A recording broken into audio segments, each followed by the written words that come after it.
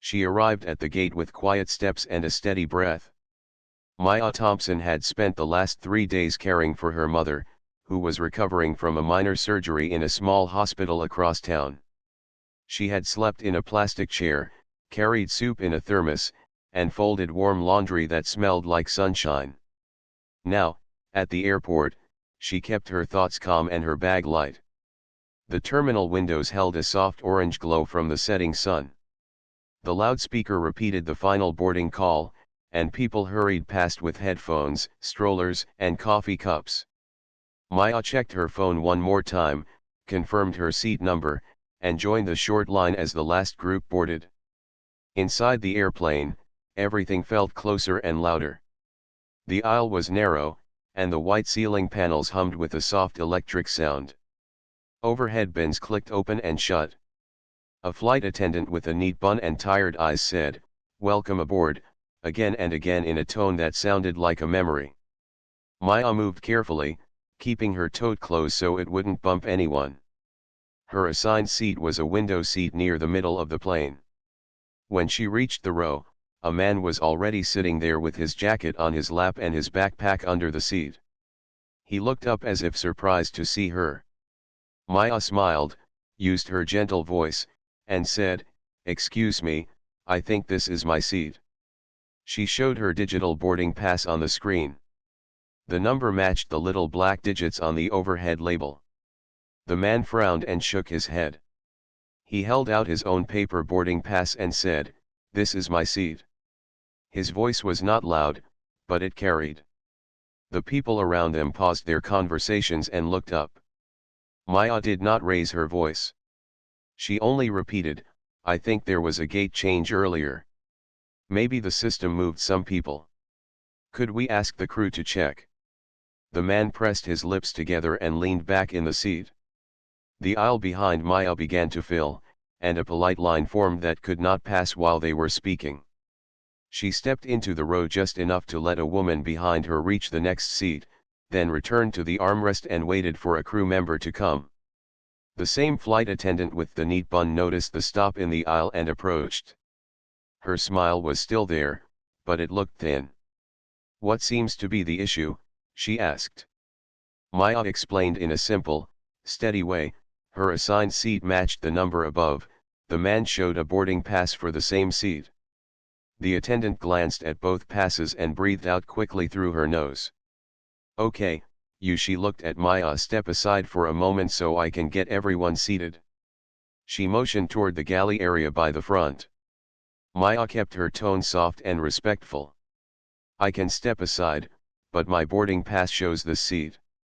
Could you please check with the gate to see which one is correct?" The attendant nodded, but her eyes slid toward the man with a small, hurried kindness, and to Maya it felt like the man became the first priority. Maya moved back toward the front, careful not to block anyone. More passengers joined the aircraft. The humming grew a little louder, and the white light above the aisle felt brighter. A few people near the row whispered to each other, then lifted their phones and held them low as if they were checking messages.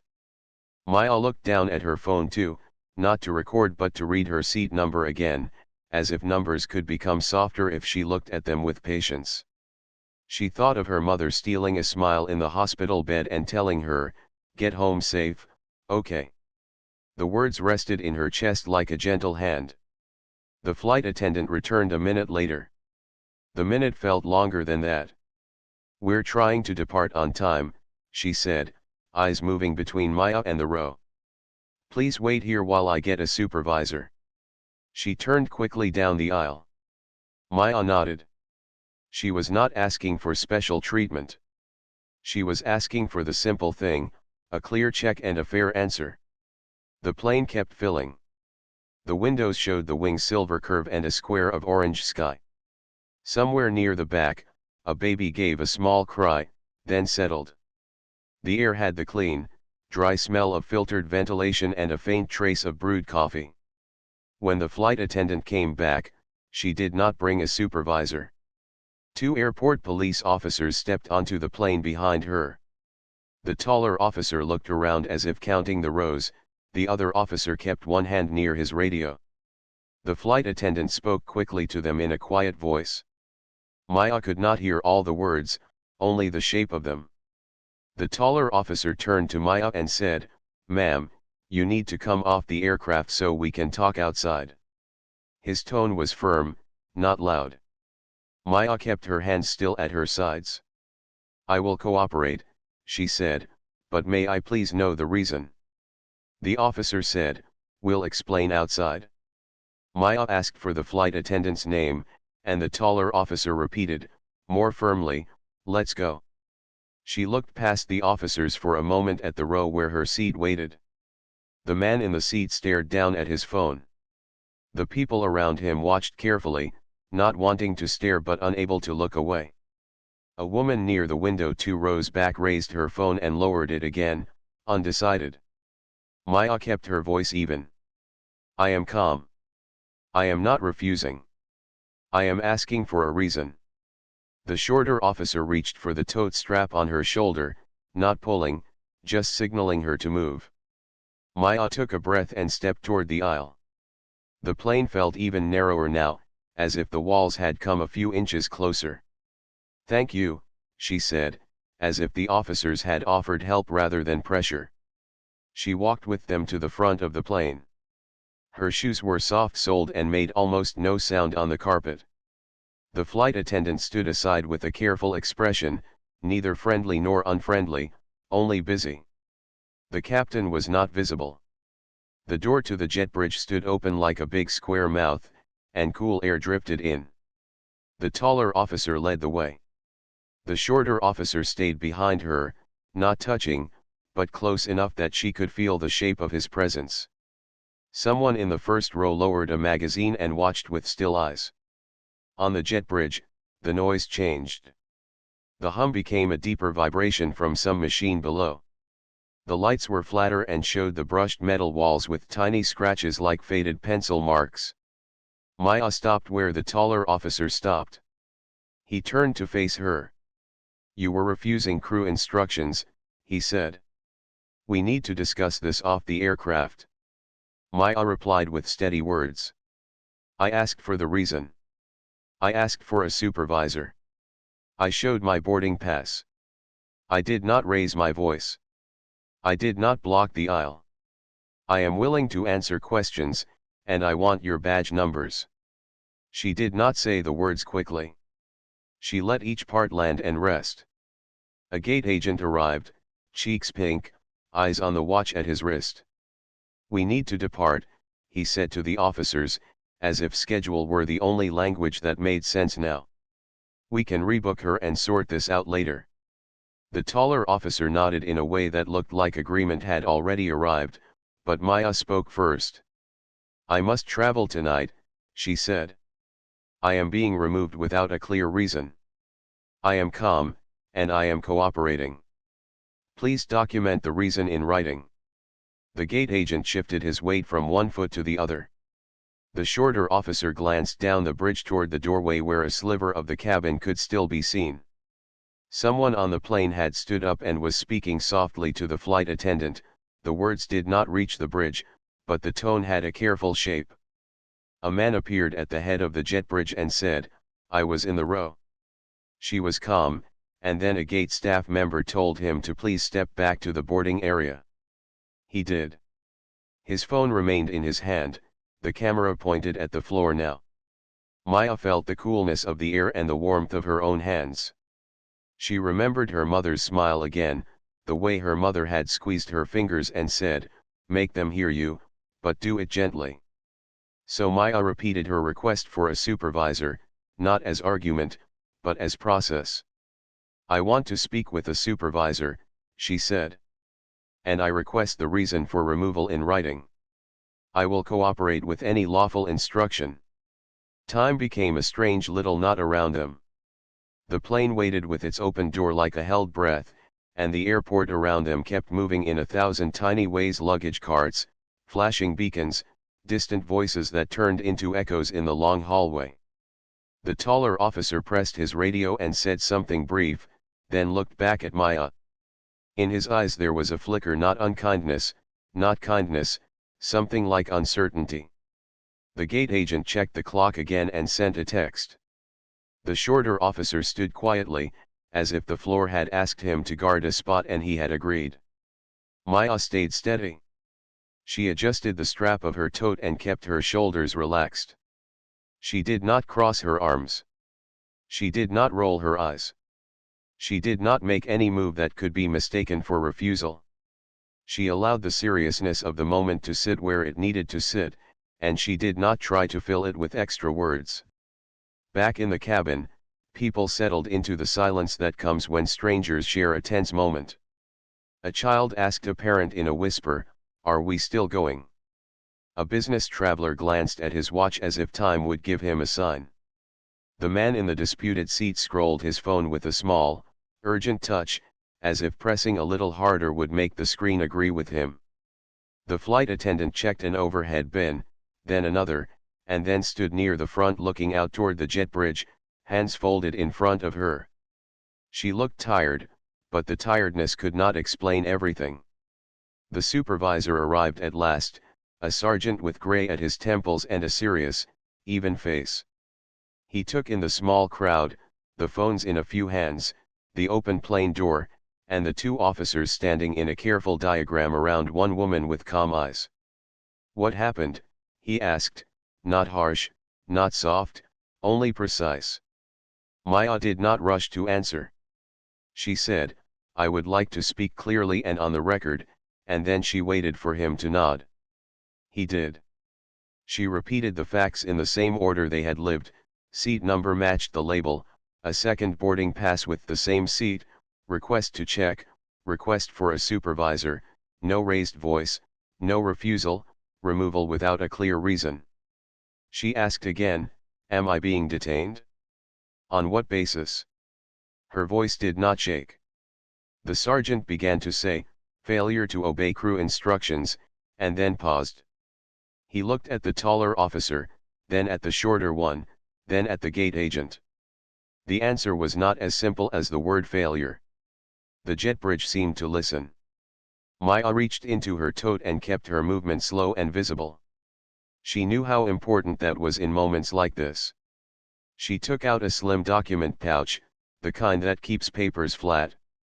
She did not open it yet. She set it gently against her side and folded her fingers over the edge. For this first moment, she only asked for badge numbers, names, and a written statement of the reason for removal. The sergeant nodded. He told his officers to provide their numbers. They did, slowly, carefully, each digit given with more care than the last. Maya wrote the numbers in her notes app and read them back to confirm. The gate agent looked at the boarding door as if it were a clock. A breath of cooler air moved along the metal wall and touched Maya's cheek. She held the pouch a little closer now, not to hide it, but to keep it ready. The evening outside the windows was shifting from orange to a soft blue. Somewhere below, a vehicle beeped as it backed up. The sound was oddly cheerful for such a tense scene.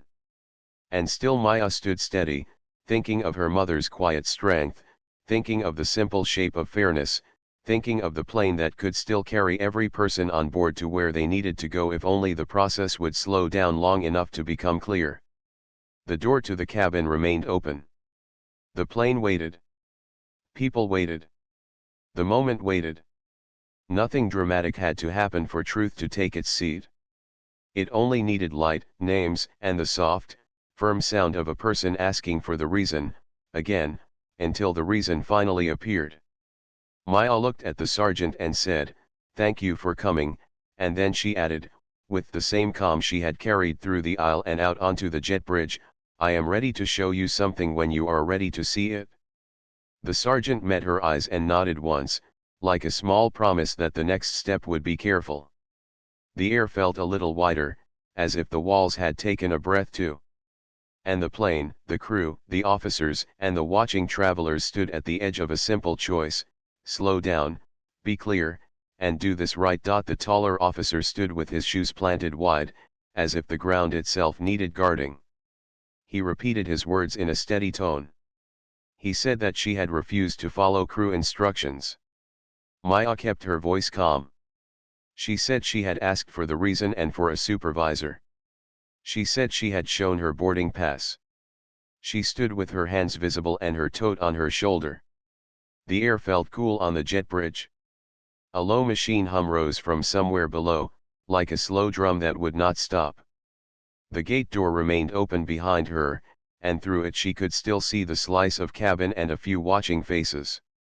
The shorter officer shifted his weight and glanced at the taller one, waiting for a cue.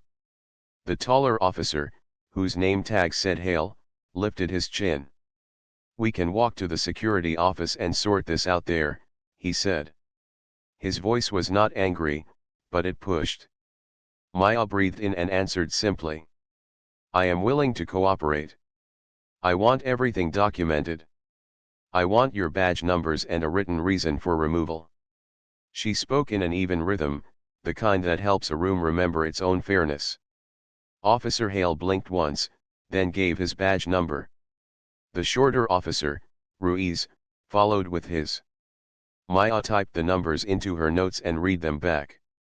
She did not rush. She made each digit clear.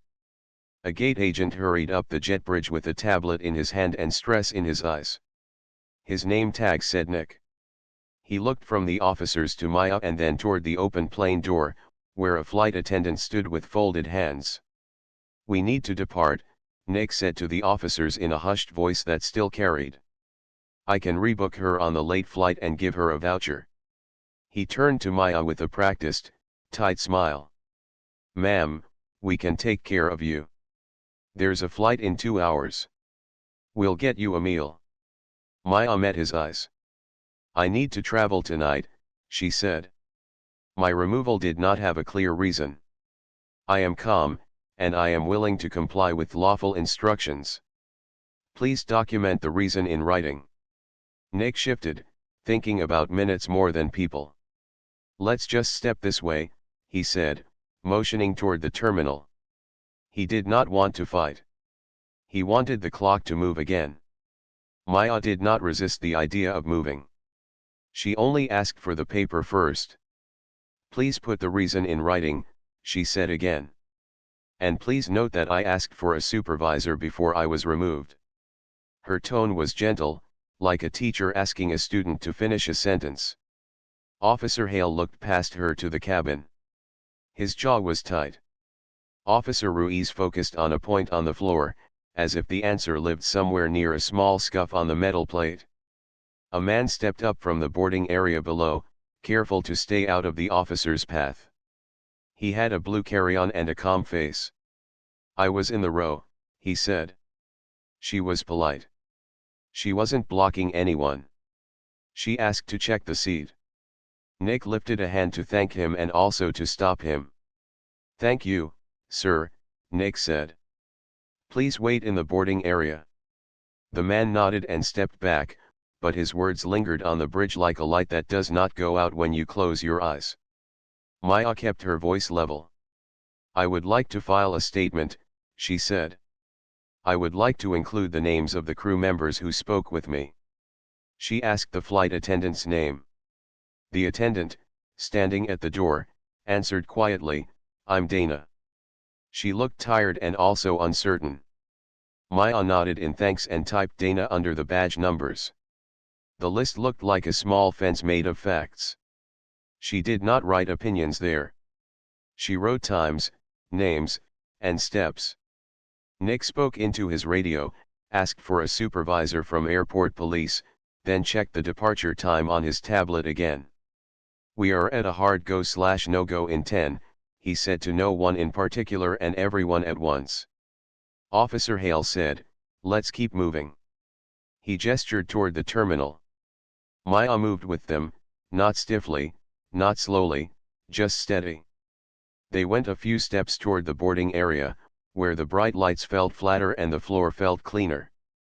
People nearby watched with quiet faces. Some held their phones at their sides. Some looked at the ceiling, as if that would make them invisible. A child tugged on a parent's sleeve and whispered a question that only traveled an inch before it disappeared. Near the gate podium, the air felt warmer. The smell of coffee drifted from a stand across the corridor. The gate's big screen still showed the flight number with a green on time, a label that now felt like a joke only schedules could understand. Maya stood where the officers asked her to stand. She did not lean against the wall. She did not sit. She kept her shoulders relaxed and her feet under her. She was not a problem. She was a person. She repeated this truth to herself, not because she had forgotten it, but because the moment tried to cover it with noise. Officer Ruiz took out a small notepad. "Name," he said, pen ready. "Maya Thompson," she answered. "Date of birth," he asked. She provided it. He wrote quickly, the letters sharp. "Reason for removal," he said, and then paused, because the sentence wanted to finish itself, but the room would not help him. He looked up at Officer Hale, who cleared his throat and said, "Failure to obey crew instructions." Maya replied, "Please include which instruction I refused." Her voice stayed calm. Ruiz glanced up again. "We'll get the details," he said. He sounded like a man walking across stones on a river, unsure which one would hold. Nick tapped on the tablet. He muttered something about systems. He said seats had changed after the gate swap. He said he would check the manifest again. He said he would get with load. So many small phrases ran from his mouth and went nowhere because the only thing Maya had asked for was a clear reason and a supervisor, and the room still owed her both. The flight attendant, Dana, stood at the door and spoke into the interphone, then listened, then nodded. She looked toward the cockpit and then looked away. She rubbed her wrist once, a tiny circle that could have been worry or habit. A woman in a gray sweater approached Maya and lowered her voice. "I saw everything," she said. "If you need my video, I can share it." Maya thanked her and asked for her name and number. The woman gave both and stepped back again, her face warm with concern. The officers noticed but said nothing. A man in a business suit, the kind who checks a watch as if it can hear him, leaned toward Nick and asked, "Are we going or not?" Nick smiled that thin smile again and said, "We're working on it, sir." The man sighed and turned away. His shoes made a soft click on the polished floor. Officer Hale tried again to move the process along. "We can do statements at the office," he said. "It will be more comfortable there." Maya nodded once. "I will go if needed," she said. "But please put the reason in writing now. Please also note that I requested a supervisor before removal and again here." She did not lock eyes in a challenge. She simply held her gaze steady as if she were looking at a map that showed the path out. She asked Nick for the airline's customer relations email and the incident reporting form. He said he would print those at the podium. His fingers moved quickly over the keys. A new voice entered the space, sharp but calm. "What's the status?" A second gate agent, older and composed, stepped in. Her name tag said Lena. She scanned the scene in one sweep: the officers, the passenger, the door, the waiting crowd, and her face did not change. She addressed Nick. "Captain," she asked. "He's waiting," Nick said. "Wants a go/no-go." Lena turned to Maya, and her tone was respectful. "Ma'am, do you want to fly on this flight if we clear this up?" Maya answered, "Yes. If there is no lawful reason to remove me, I would like to take my original seat." Lena nodded as if that answer had weight. She spoke into her radio and said, "Hold door for 5. Supervisor en route." Officer Ruiz looked relieved to hear the word supervisor. Officer Hale kept his face still. He spoke once more to Maya, and this time his voice was quieter. "We're trying to keep this simple," he said. "I understand," Maya replied. "Simple is good. Clarity is better. I'm asking for clarity." She did not smile. She did not frown. She kept her mouth neutral, her tone kind, and her words exact. The rhythm of the corridor returned: rolling bags, distant laughter, an announcement about another flight on the other side of the terminal. Life did not stop for this moment, but it did pause around it, like a ring of water around a stone. Nick printed a small slip and handed it to Maya. "Customer relations email," he said, tapping the paper. "Incident number to be assigned after the flight. I'll note seat dispute." Maya accepted the paper and read the line slowly. "No reason for removal listed," she said. "Please add the exact claim." Nick looked at the officers. Hale said the same phrase again, "Failure to obey crew instructions." Maya asked, "Which instruction?" Her voice did not change. It was the same calm voice from the aisle, the same calm voice from the jet bridge. The question sat on the counter like a small stone that could not be pushed away. Nick typed again, his face drawn tight, and then stopped. "We'll wait for the supervisor," he said. A few passengers who had stepped off to use the restroom came back, saw the scene, and moved past with quiet steps. One of them, a young man with a backpack covered in patches, caught Maya's eye for a second and gave a tiny nod, like a friend across a busy street. Maya returned the nod, then looked back at the officers. She reminded herself to breathe in and breathe out in slow counts. She thought of her mother's hand on her wrist the day she left the hospital. The hand had been warm and light. "Lead with calm," her mother had said. "Calm makes room for truth." Officer Hale's radio crackled. He pressed it to his shoulder and listened, gave a short reply, and then lowered it. "Supervisor is on the way," he said. Maya thanked him. She used the same 2 words she would use for a glass of water or a seat offered on a bus. "Thank you." The words did not cost much, but they often bought a little space for sense to grow. She stood just as she had stood on the jet bridge, hands visible, shoulders down, voice steady. Nick looked at the clock again. Lena watched the door and spoke softly into her radio. Dana, at the threshold, looked at Maya and then at the floor. A quiet bystander, an older woman with silver hair and a soft scarf, stepped closer to Maya. "I am sorry this is happening," she said. "I hope you get on your flight." Maya thanked her and wrote "silver scarf" as a note next to the name she had already typed. Not because the scarf mattered, but because the kindness did, and the image would help her remember the person who offered it. Another traveler, a college student in a hoodie, asked if he should share his video now or later. Maya said, "Later is fine," and she gave him the email address that Officer Ruiz had provided for uploads. Ruiz nodded to confirm it, and for the first time his face softened a little, as if he could see the shape of a proper process returning. The minutes stretched, but they did not snap. They held. And inside those minutes, a few important facts settled down where they belonged.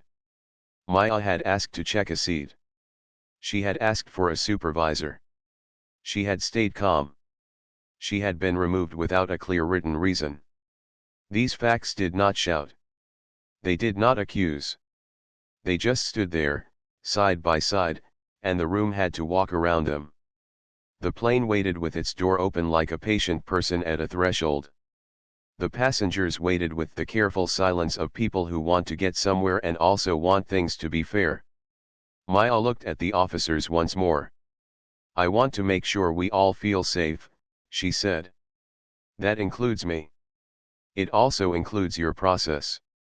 I will follow the law. Please follow your policy." There was no heat in her words, only a gentle firmness, like a hand smoothing a wrinkle from a shirt. Officer Hale gave a short nod that might have been respect or might have been acceptance that the next step was not his to take. Officer Ruiz closed his notepad and held it at his side, ready to open it again when the supervisor arrived. From down the corridor, footsteps approached in a strong, even rhythm. A figure in a different uniform came into view, a presence that made the air tighten and then relax in the same second. Nick straightened. Lena spoke into her radio, "Supervisor on scene." Dana looked up from the threshold. Maya turned her head, and her face stayed the same calm, open, Ready. She had not come to fight. She had come to fly home. But if the path to her seat passed through a careful, clear conversation, she was prepared to walk it one step at a time. The room seemed to breathe with her, slow and steady, as the supervisor reached the gate and the next, more careful part of the night began. The supervisor reached the gate with an even stride and a steady gaze. He wore a different style of uniform shirt, with bars near the collar and a nameplate that had been polished many times. He took in the open door, the officers, the gate agents, the watching passengers, and the one calm woman at the center. He did not rush. He stood at a respectful distance and said, "I'm Sergeant Cole. Tell me what happened." His voice was level. It did not rise or fall. It invited facts. Maya nodded once. "Thank you for coming," she said. She asked, "May I speak clearly and on the record?" He answered, "Yes." She repeated the simple order of events the way a clock repeats minutes. She told him about the seat number on her phone and the small number above the row. She told him about the second boarding pass with the same seat. She told him she had asked the crew to check. She told him she had asked for a supervisor. She told him she had not raised her voice, had not blocked the aisle, and had kept her hands visible. She ended with, "I was asked to leave the aircraft without a clear reason. I asked for a written reason. I was told only failure to obey crew instructions, but no specific instruction was named." Sergeant Cole listened with his arms at his sides, not crossed. He turned to the taller officer. "Which instruction?" he asked. The taller officer, Hale, spoke carefully. She would not step aside when told. Maya answered at once, still calm. "I stepped aside to the galley as requested. I waited there. Then I was told to leave the aircraft without a reason." Hale looked at the flight attendant, Dana. Dana pressed her lips together. "I asked her to step aside, yes," Dana said. "She did step aside. I went to get help because we had a seat conflict and we were behind." Her voice was honest and tired.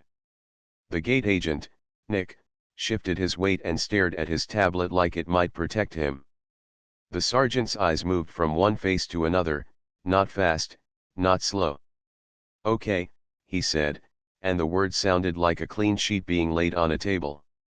"Miss Thompson, do you have identification?" "Yes," Maya said.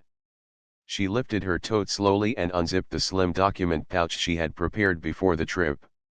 Her hands stayed in plain sight. She set the pouch on the counter, opened it, and took out a work ID with her photo. She placed it between them. Next, she took out a letter on official federal letterhead. The paper was crisp. The seal at the top was clear. She did not push it into his hands. She set it down where he could see it. "I am a civil rights attorney," she said in a simple voice. "I am working with a federally appointed monitoring team that is reviewing airport policing and airline passenger treatment at this airport this quarter." The sergeant did not move for 1 second. Then he reached forward and read, his lips barely moving with each line. The letter named the review period. It listed a liaison at a federal office and a local contact for airport cooperation.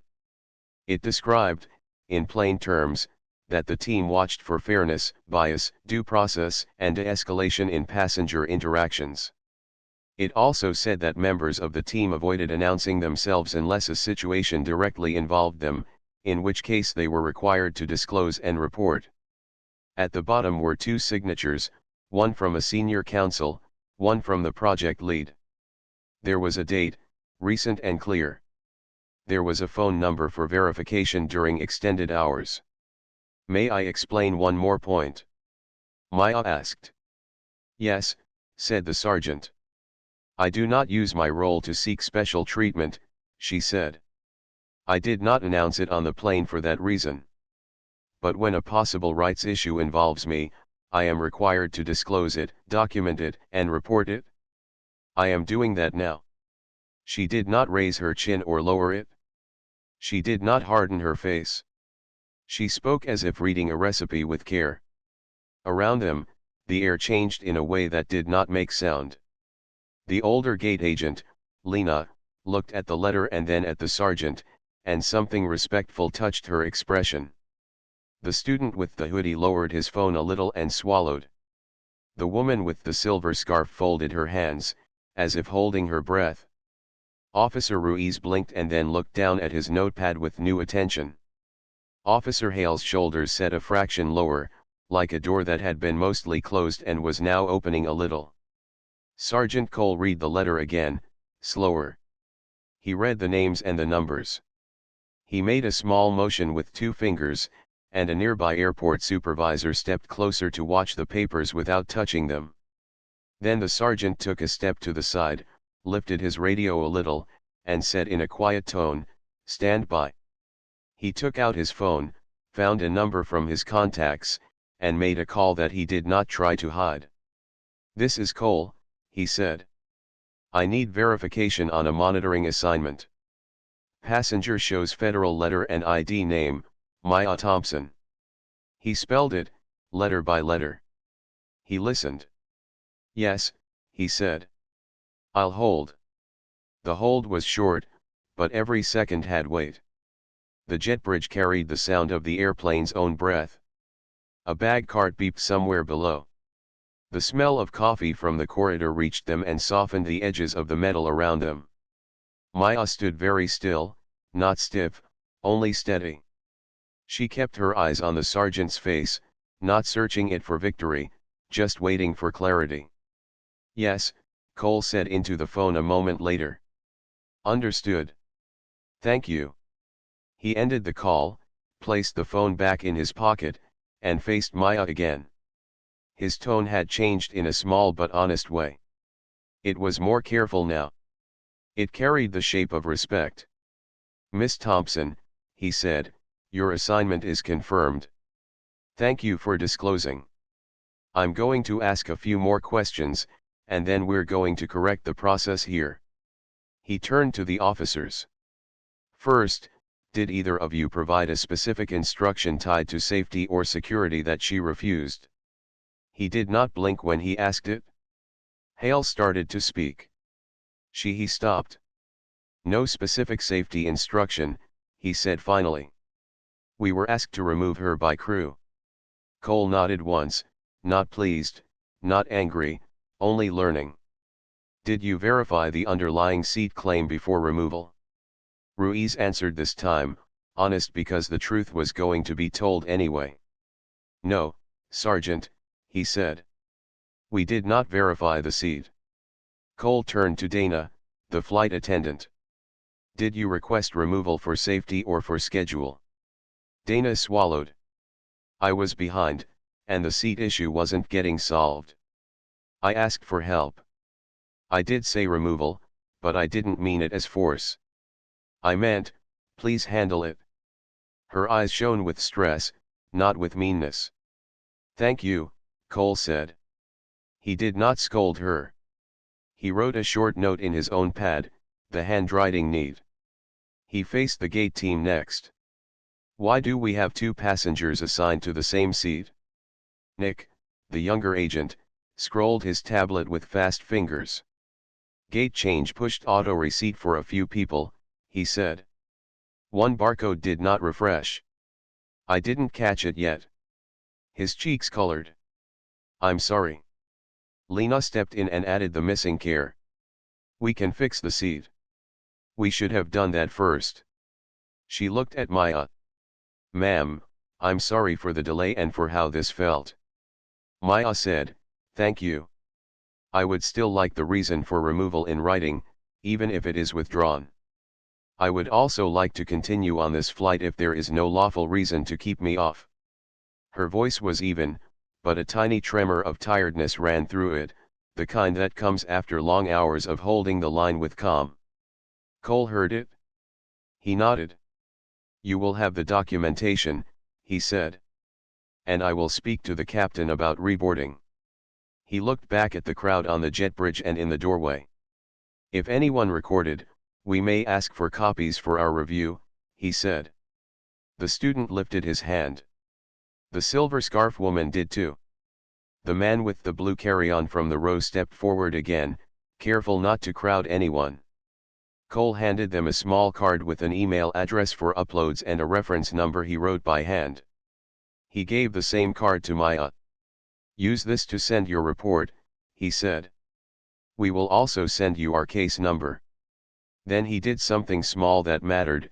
He thanked Maya for how she had handled the moment. "Your calm helped," he said simply. It kept the situation clear. He turned to the officers again. "We should have verified the facts at the threshold," he said. "Next time, ask what instruction, exactly, and what seat, exactly, before escorting anyone off. De-escalation first." Hale looked at the floor and then at Maya. "Ma'am," he said, the one word carrying more care than before. Ruiz said, "I'm sorry for the confusion." He meant it. He did not try to layer over it with extra words. From the doorway, Dana rubbed her wrist once more and spoke softly. "Do you want some water before you board?" she asked Maya. It was a small offer, but it came from a real place. "Water would be nice," Maya said. Dana disappeared into the galley and returned with a cup. She held it with two hands, like a promise to carry things more gently from now on. Maya took a sip and felt the cool water wash away a little of the tightness in her throat. Lena spoke into her radio. "Captain, stand by," she said. "We are resolving." She looked at the sergeant. "If you clear her to board, we'll need a note for the record." Cole nodded. "You'll have it." He started a short form on his pad: date, time, gate, names, the phrase "removal request rescinded," and a note about seat verification pending. He kept the language simple and exact. He asked Maya one more time to confirm her desire. "Would you like to continue on this flight?" "Yes," Maya said. "Thank you." He asked if she felt safe to do so. "Yes," she said. "I would like the officers not to approach me on board unless necessary." Cole agreed. "They will not," he said. He turned to the officers. "You will remain here." They both answered, "Yes, Sergeant." The gate area felt different now. It was not louder, not quieter. It was clearer. The passengers seemed to adjust their shoulders, like a class that had finally understood the lesson. The open door felt less like a mouth and more like a doorway again. The plane was still the same plane, the wing still held its silver curve under the evening sky, the schedule still mattered. But something else mattered too, and everyone could feel it, the simple duty to get the reason right before the action. Maya gathered her pouch, her letter, and her ID. She slid them back into her tote with slow, neat movements. She checked that her notes app held the badge numbers, the names, the promises.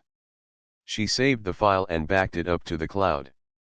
She stood a little straighter, not because she had won something, but because the room had remembered something.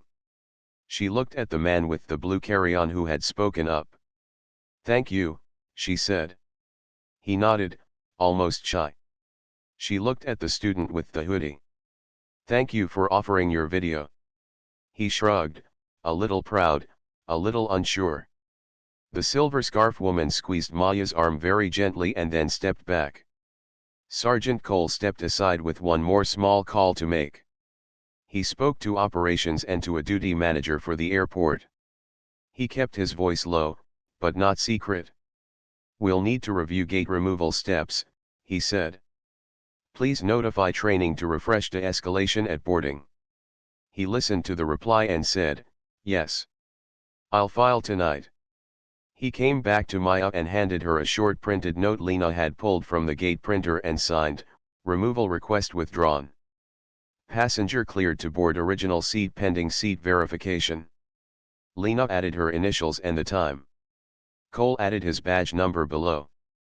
It was a small piece of paper, but it held a large idea, that a person should never be asked to move without a clear reason, and if the reason is unclear, The right answer is to slow down and find it. Ready? Lena asked. Maya nodded. She took one last small sip of water and handed the cup back to Dana, who took it with both hands again. The officers stood where they were, quiet and thoughtful. The watching passengers seemed to relax, as if a storm that had not yet broken had been guided around them by careful hands. The moment did not ask for applause. It only asked for better steps next time. And the people in that bright, busy corner of the airport could feel that they had learned them. As Maya stepped toward the door, Sergeant Cole gave one final, brief instruction to his team in a voice that was clear but gentle. Document, verify, de-escalate, he said. 3 simple words. 3 simple steps. He watched Maya return to the threshold with a steady stride, then turned to the paperwork that would make the lesson last beyond the night. The plane waited with its patient hum. The sky outside held the last soft blue of evening. The next part of the journey was ready. And so was the truth, written down where it could be seen. The path back to the jet bridge felt both familiar and new. The same hum of the aircraft filled the air, but now the sound carried a softer note, as if the machine itself approved of the careful steps being taken. Lena walked beside Maya with a printed note in her hand. Sergeant Cole followed a few paces back, speaking quietly into his radio to confirm that the documentation was logged. Officer Ruiz remained near the gate podium, writing in his notepad. Officer Hale stood straighter than before, his face calm and thoughtful. The door to the aircraft stayed open like a promise. At the threshold, the flight attendant Dana met them with a steady breath. She looked at Maya and spoke with care. Your original seat is clear now, she said. If you would like, you may take it, or I can place you in a different seat with more space. Her voice was respectful, not heavy with extra apology but filled with practical kindness. Maya considered for a brief moment and answered, I will return to my original seat, please. She wanted the day to end where it should have continued in the first place, with a simple, correct seat. Lena handed Maya the printed note. This is the record that the removal request was withdrawn, she said. My initials and the time are here. The sergeant's number is below. If anyone on board asks, just show this to us, and we will handle the rest. Maya thanked her and tucked the paper into her slim pouch. She breathed in and out once, letting the cool air touch her lungs, then stepped onto the narrow carpeted threshold. Dana stood aside and said, Welcome back, and those 2 words sounded like they belonged. Inside the cabin, a hush settled in places where voices had been moments before. Passengers who had watched with tight shoulders now adjusted their posture, as if the plane itself had released a held breath. A child near the middle row whispered, She's back, and a parent nodded softly. The man who had been in the disputed seat sat in the aisle seat now, his jacket had moved to his lap. He kept his eyes on his hands, then looked up at Maya when she reached the row. I'm sorry, he said, the words small but clear. I should have asked the gate to check instead of insisting. His face showed a mix of embarrassment and relief. Maya gave a light nod. Thank you, she answered. The system caused the conflict. We all needed a moment to slow down. She did not add anything else. She did not need to. The man stood, stepped aside with care, and allowed her to slide into the window seat that matched her boarding pass. The label above them, the small black digits, seemed to shine a little more clearly, as if truth could polish plastic. Dana moved 1 row ahead, checking the overhead bins with steady hands. She paused beside Maya and spoke low. I am going to do a brief safety check at the front, then I'll return, she said. If you need anything, please let me know. Her tone now felt like a well-laid track for a train, solid, prepared, pointed in the right direction. Maya thanked her again and placed her tote under the seat, the strap tucked neatly so it would not slide. Near the front, the captain stepped out from the cockpit for a moment. He had salt and pepper hair and eyes that knew schedules could be strict and people even more important. He did not make a speech. He simply met Maya's eyes, gave a respectful nod, and said, "Welcome aboard." Then he returned to the cockpit. Dana picked up the interphone and performed a short, precise exchange with the flight deck. The cabin lights adjusted one notch lower, a small signal that departure was near. Back at the gate, the fallout part of the night continued in careful, necessary steps. Sergeant Cole asked Officer Hale and Officer Ruiz to clarify their notes, to add actual times and exact phrases rather than summaries, to list the names they had already provided to Maya, and to attach the reference number for video collection. "Be thorough," he said, "not harsh, not soft.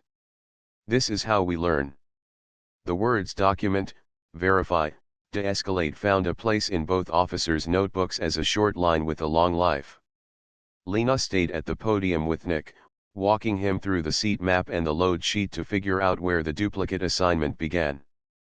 They saw that the gate change had issued 2 seat claims for one row and that one barcode did not refresh when the last-minute boarding group scanned. "We'll escalate this to systems," Lena said. "And we'll add a step in our local checklist: when a seat conflict appears at the door, call duty manager before calling police." She typed the note into a template labeled Post-Incident Review, proof that small lines on a screen could still shape big changes in a hallway full of people. In the cabin, the confrontation that remained was not between people, it was between the rushed habits of a busy place and the better habits that everyone had just practiced in front of each other. As the crew prepared for departure, Dana returned to Maya's row and spoke at seat level, her voice warm but careful. "I will be performing the safety demo shortly," she said. "If you prefer a drink of water now or after takeoff, tell me your choice." Maya chose after, then added, "Thank you for adjusting." Dana lowered her eyes briefly, understanding the weight behind a simple phrase, and said, "We'll do better." A soft chime sounded. The plane pushed back from the gate with a gentle roll. Outside the window, the last light of evening stretched across the smooth tarmac. Baggage carts waited in lines like patient beetles. A winglet caught a thin ribbon of blue that made the metal look almost like water. Inside, the safety demonstration began. Dana moved down the aisle with practiced gestures. Her voice explained the belts and the exits and the lights that would show the way if needed. When she finished, the cabin remained quiet in a respectful way, not heavy, just awake. As the plane taxied, a passenger in the row behind Maya leaned forward slightly. "I'm glad you're here," she said softly. "It felt wrong how that happened." Maya kept her tone kind. "Thank you," she replied. "I hope tonight helps the process improve." The passenger nodded. Another across the aisle, a middle-aged man in a business shirt, offered a small smile and then returned to his book. The moment did not turn into applause or a speech. It turned into a human room where people saw each other more clearly. After takeoff, the cabin lights dimmed again, and the engine's deeper note settled into a steady blanket of sound. Dana brought a cup of water and placed it on Maya's tray with a napkin. "Here you go," she said. "And if you need anything else, please press the call button." "I am here." The words "I am here" were simple and strong. They fit well in a sky between two cities. Back at the airport, Sergeant Cole continued the other half of Part 4, the work that takes the lesson off one plane and makes it part of many days. He spoke to a duty manager about scheduling a refresher for gate teams on seat conflict resolution. He asked training to add a fast decision tree to the boarding area binder: seat dispute, 1, verify in system, 2, call duty manager, 3, address passenger calmly, 4, document exact crew instructions, 5, police only if safety issue or refusal to obey a specific, lawful instruction. The tree was simple enough to draw on a napkin, and that was the point. Simple steps are hard to forget. He also filed a brief note to the police department's internal training lead: de-escalation at the threshold, verify instruction, verify facts, ask for supervisor early, maintain calm tone, request documentation from airline before escort. He added the case number, the time, the gate, and the line about videos available via upload link. He included a sentence of gratitude to the bystanders who offered recordings. He wrote one more line that mattered: passenger remained calm, asked for clarity, requested supervisor, and written reasons, conduct was cooperative. On board, Maya opened the Notes app on her phone. She reviewed the badge numbers, the names, the times, the short phrases that marked the night: removal request withdrawn. Verification confirmed. Reboarded. She added a line about the captain's quiet nod, because respect from the top helps respect grow in the aisles. She added a line about Dana's water and Lena's steady voice. She wrote, kindness made room for procedure. It was not a legal line. It was a human one. A small moment of confrontation arrived when the cart reached the row of the man who had first claimed her seat. He looked at Maya again and spoke quietly. If you want the aisle, I can switch, he said. It was a gesture that tried to make a piece of the earlier tension smaller. Maya smiled gently and said, I'm okay at the window. Thank you. He nodded, as if grateful for the chance to offer even a small repair. He ordered a sparkling water and folded his hands. Some time later, a different flight attendant, a tall man with a calm face, paused to check a call light behind them.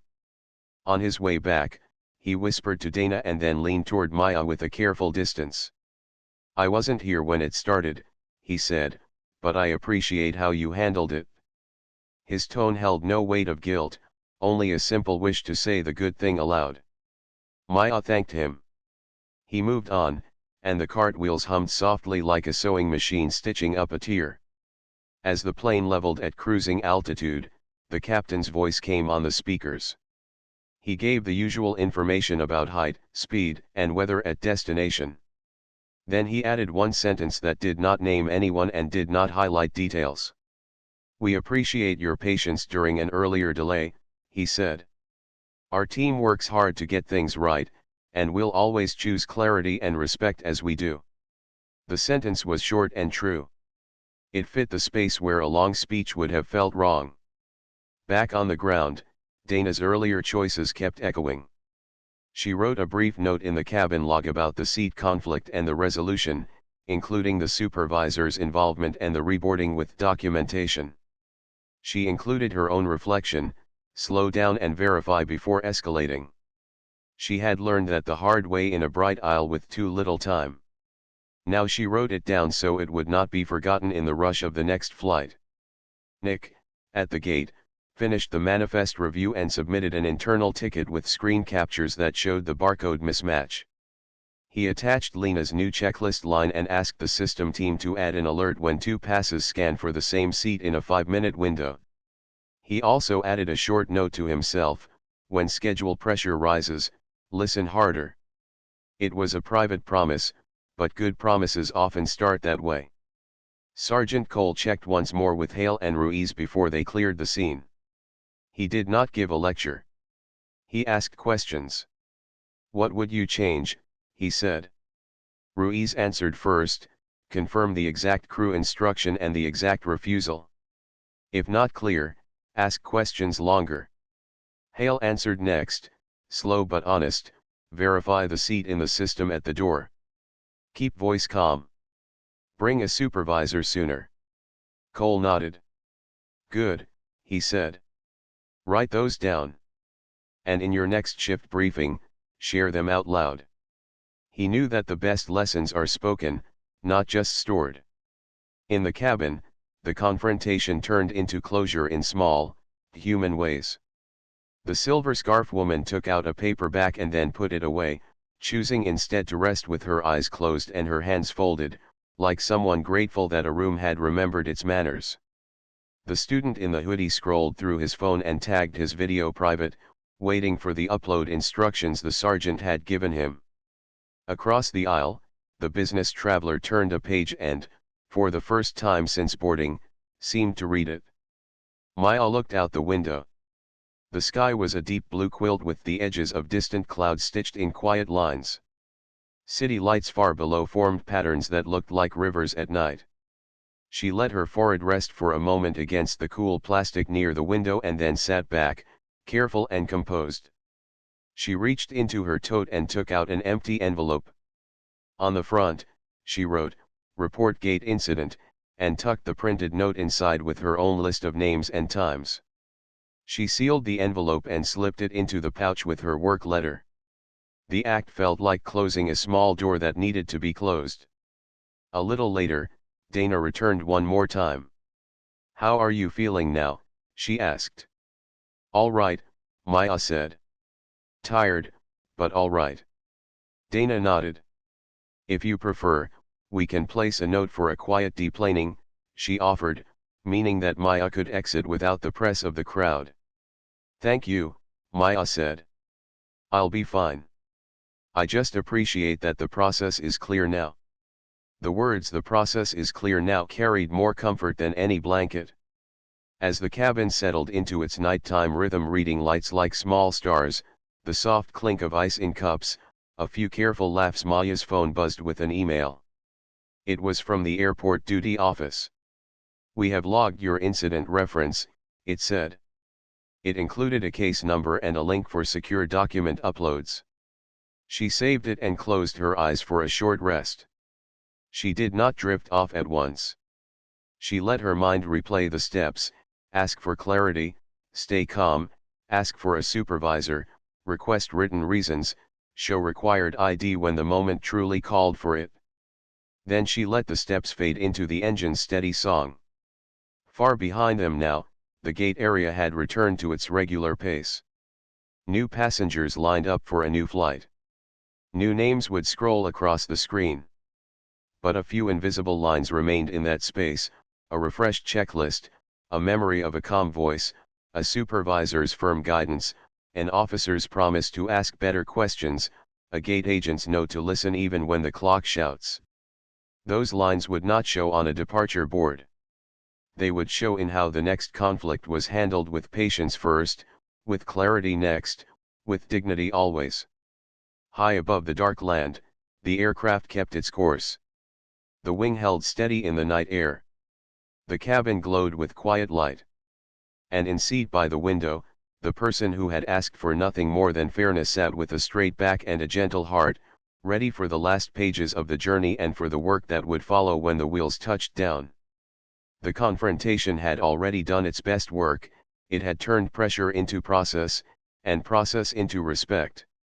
The rest of the night could finally be simple. The wheels touched down with a soft skip and a long, steady roll.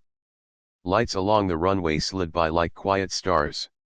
Maya felt the hum change under her feet as the engines eased. A few rows ahead, someone clapped once, then stopped, as if remembering the day had already used all the loud moments it needed. When the aircraft turned toward the gate, Dana appeared at Maya's row and spoke with a gentle tone. "We'll deplane soon," she said. "Customer care will meet you by the jet bridge." Maya thanked her and gathered her pouch, the printed note, and the small envelope labeled "Report Gate Incident." She did not hurry. She let the moment be simple. At the door, an airline manager waited with calm eyes and a straight posture. He introduced himself as Brian and offered a short letter that included an incident number, the company's apology, and the steps they would take next. "We regret the experience you had," he said. He did not use heavy words. He used clear ones. "We're reviewing the sequence at the gate, and we are updating our boarding checklist. We are also offering compensation for the delay and the stress caused." Maya accepted the letter, looked it over, and nodded. "Thank you," she replied. "The change matters most. Please keep the documentation complete." Brian promised to send follow-up notes and handed her a card with his direct contact. At the top of the jet bridge, Sergeant Cole stood with a compact folder and a pen. "Here is your case number," he said, handing her a short form. "We've opened an internal review of gate removals. You'll receive an email link for your statement and any evidence you wish to share." His tone was the same as at the gate, steady, exact. "I appreciate your calm and your clarity." Maya thanked him. "I appreciate that you slowed things down," she said. That made space for the right steps. They did not shake hands, they exchanged a shared understanding that careful process is its own kind of respect. That night, at home, Maya brewed tea and sat at a simple desk with good light. She organized her notes by time. 18:27 boarding. 18:31 seat conflict. 18:34 request to check seat. 18:36 asked for supervisor. 18:38 removal requested without stated reason. 18:40 badge numbers recorded. 18:48 supervisor arrived. 18:54 assignment disclosed. 18:59 verification call complete. 19:06 removal withdrawn. 19:10 reboarded. She attached the letter, the signed note, and the gate printout. She included a short paragraph about tone. "I remained calm, I used clear requests, I offered cooperation, I asked for written reasons." She closed with the same simple hope, "Please use this to improve training." Over the next 3 days, emails moved like careful birds between offices. Witnesses uploaded videos. The student with the hoodie sent a link with a short description and the time stamps he had marked. The woman with the silver scarf wrote a kind note and attached a file. The man with the blue carry-on sent a brief statement. "She was calm, she asked to check the seat, she stepped aside, I believe the removal was premature." None of these messages were long. They were steady and useful. Maya added them to her folder and sent the whole packet to her monitoring team. The team lead, a thoughtful woman named Asha, responded with gratitude and next steps. "We'll include your case as a training scenario," she wrote. "We have an on-site review next week with airport leadership and the airline's operations group. We'll invite the police department training lead. Your timeline and the documentation are ideal for learning." She also asked permission to anonymize details for wider use. Maya agreed. "Teach the steps," she wrote. "Names matter in the paperwork, but the process is what should travel." At the airport police department, a short training memo went out with a clear subject line: "Boarding area encounters de-escalation and verification." The memo listed 5 questions for officers to ask before escorting any passenger off a plane. What exact instruction was given? Was it lawful and safety related? Did the passenger hear and understand it? Was there a supervisor request? Has the airline documented the reason? It was not dramatic. It was a checklist on 1 page. In a briefing room with plain walls and a whiteboard stained with old blue markers, officers Hale and Ruiz attended a refresher led by Sergeant Cole. Cole did not point fingers. He walked through the timeline and stopped at the places where verification should have happened. "Ask longer," he said. "Be exact. If you do not know, do not move." Hale took notes with slow care. Ruiz underlined the words "specific instruction" twice. On the airline's side, Lena and Brian met with operations, customer care, and a system specialist. They created a short seat dispute flow for gate teams: 1. Verify assignments in system. 2. Call duty manager. 3. Speak to both passengers with neutral language. 4. Make a clear, documented decision. 5. Only involve police for safety or refusal of a specific, lawful instruction. 6. Print a note if removal is requested. 7. Withdraw in writing if resolved. They added a friendly script for agents under pressure: "We're going to slow down, verify, and take care of both of you. Thank you for your patience." The system specialist coded an alert: "When 2 boarding passes scan for the same seat within 5 minutes, the screen flashes a prompt: seat conflict, verify, call duty manager." In the crew room, Dana wrote a brief reflection for the cabin log. "When schedule is tight, remember that a calm 5 minutes can save 30, she wrote. Verify before calling for removal. Ask for help early. Speak to the person, not the pressure. She also created a small card she could keep in her apron, calm voice. Clear reason. Supervisor early. It was not official. It was personal and practical. When she slid the card into her pocket before each flight, she felt steadier. A week later, Maya joined a scheduled meeting with airport operations and the monitoring team. She wore simple clothes and brought only her pouch and a printed copy of her timeline. Around the table sat Asha, 2 airport managers, a training officer, and Brian. A short version of the video played: the aisle, the conversation, the removal, the steady voice asking for a reason. No one spoke during the clip. When it ended, Asha led a walkthrough of what went right and what needed work. They praised the calm. They named the errors without harsh words. They agreed to run the new flow for 30 days and collect outcomes. We will measure time to resolution, an operations analyst said. We will measure number of police calls for seat disputes. We will measure how often the duty manager solves it at the door. Everyone nodded. Numbers help stories turn into systems. In the days that followed, small signs appeared in back-of-house areas near gates: slow is smooth. Smooth is fast.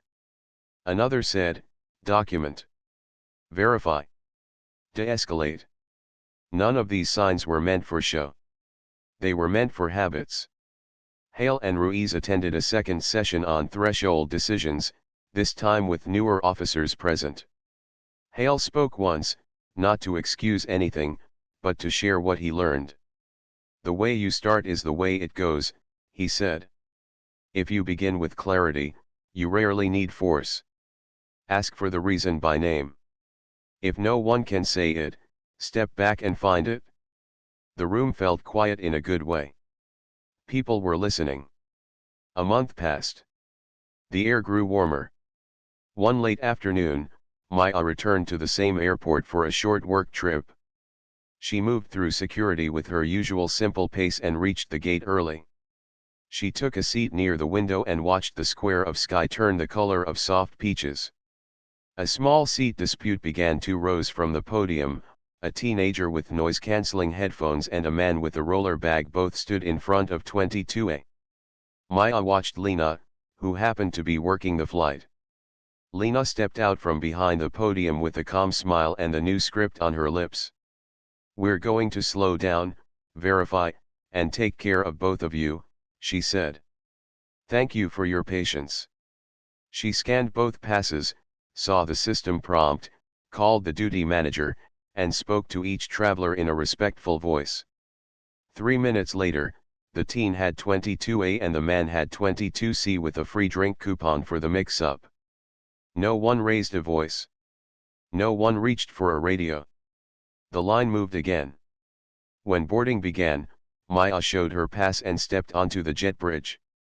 The air smelled faintly of coffee and clean metal, so familiar now.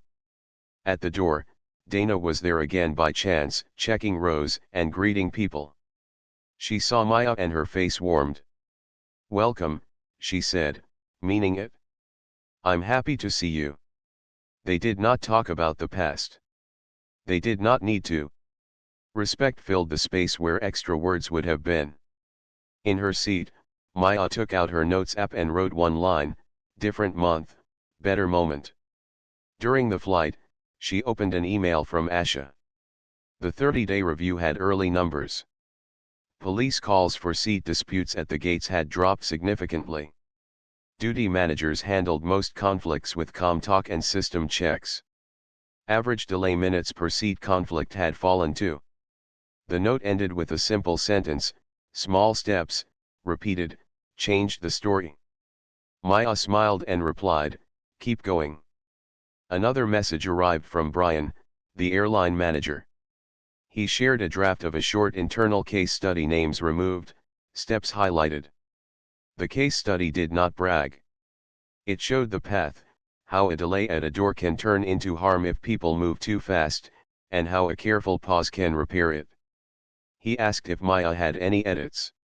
She suggested adding 2 phrases: ask for the specific instruction and print a note if removal is requested. He added them. They closed the loop with a thank you and a promise to keep training. On her way home 48 hours later, Maya walked past the same gate from her original flight. At the edge of the desk, a small laminated card stood next to the scanner.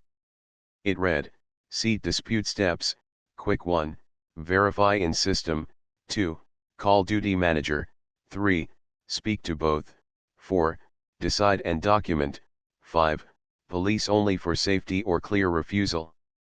The list was quiet. It was also powerful. She took a breath that felt like a good book closing on the last page. At baggage claim, her phone buzzed. A text from her mother arrived with a heart and a short line, proud of you for being calm and strong. Maya typed back, you taught me that. Home soon. She stood by the carousel and watched the belts turn. Around her, ordinary life played its soft music, kids hopping from tile to tile, a couple sharing headphones, a driver holding a sign with a misspelled name and a big smile anyway. The day did not need a grand ending. It already had a true one. She stepped outside into the evening air. The sky held a steady blue, and the wind was light. She thought of all the people who would never know about her flight, or the gate, or the checklist. They would only feel a small difference, a kind voice at a tense moment, a question asked with care, a supervisor called early, a decision written down. That was enough. Change does not always arrive like thunder. Many times it arrives like water, quiet, patient, and everywhere it needs to be. In the weeks that followed, Maya kept doing her work with the same quiet shape. She met with teams, reviewed procedures, and wrote more timelines than most people would enjoy.